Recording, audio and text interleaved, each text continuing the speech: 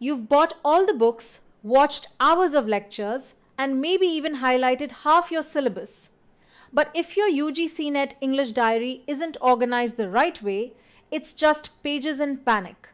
The truth is, toppers won't tell you this, but their success starts with how they divide their notebook. Yes, something as simple as page numbers and headers can transform the way you prepare. So before you even write your next note, pause. Let's set up your diary the way rankers do. This one setup could save you weeks of revision stress. And today, I'll show you exactly how to do it. Before we dive deep into the world of literature, let's do something super important. We're going to divide your notebook into sections.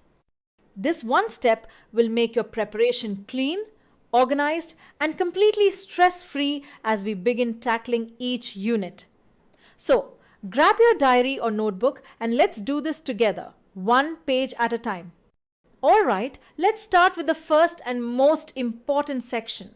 Open your notebook and turn to the 5th page. At the top of that page, write in bold British literature. Now, skip 60 pages. Yes, that means you're leaving about 30 full sheets blank. These pages will be dedicated entirely to British poets, dramatists, novelists, literary periods, movements, and of course, previous year questions. This is going to be the largest and the most central section of your notebook, and it deserves that space. Now, go to page 61 and on the top, write Indian writing in English. Leave 40 pages here or 20 sheets. This section will hold everything related to Indian authors, literary movements, important themes, and frequently asked questions. You'll come back to this section often, so give it the space to grow with your understanding. Next, flip to the following page and write Literary Criticism, Theory and Culture Studies. This section is going to be deep, dense, and detailed, so leave around 50 pages, which is about 25 full sheets. Use this part of your notebook to jot down critical thinkers, key definitions, different isms, theoretical approaches, and all the cultural angles you'll encounter throughout the course. Then move on to the next fresh page and write American Literature.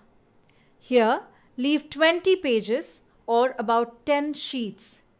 This will be enough for major American authors like Emerson, Whitman, Toni Morrison, and for all the key trends and texts that define American literary tradition. Now, let's add another section. On the next page, write World Literature and Diaspora. Leave 20 pages again. These pages will be used to collect notes on post-colonial literature, translation theory, global writers, and the themes of migration, identity, and cultural exchange. It's a compact but very powerful section. Flip again and write Language and Linguistics. Leave 20 pages for this as well. Here you'll be exploring phonetics, grammar, syntax, semantics, and the building blocks of language. Try to organize these notes with clarity because this section can feel technical at times. Then move to the next clean page and write Research Aptitude. Just like before, leave 20 pages.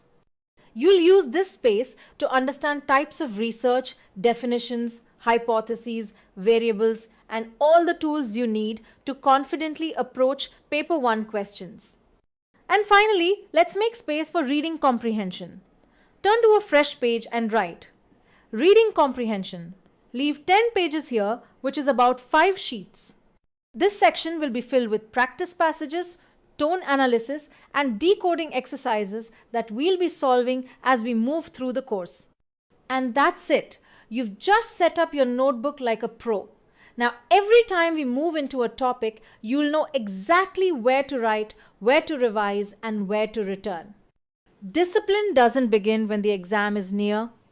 It begins with how you prepare, how you plan, and how you write. And this simple setup you just completed is your first true step towards success. Let's keep going. One page, one lesson, and one effort at a time. And hey, If you're feeling unsure about what to actually write in each section, what kind of points to include, how to structure your answers, or even how to draw flowcharts and memory maps, don't worry at all. Just click the link below and join our free course where we'll show you exactly how to fill these pages with the right content. You can also download a sample of a properly filled diary entry to guide you. Plus, don't forget to join our WhatsApp group where we share tips, updates, and support each other throughout the preparation journey. And one last thing, tell me in the comments how you make your notes, or if you've tried this system before. I read every message. If you found this helpful, don't forget to subscribe and hit the bell icon because there's so much more coming your way.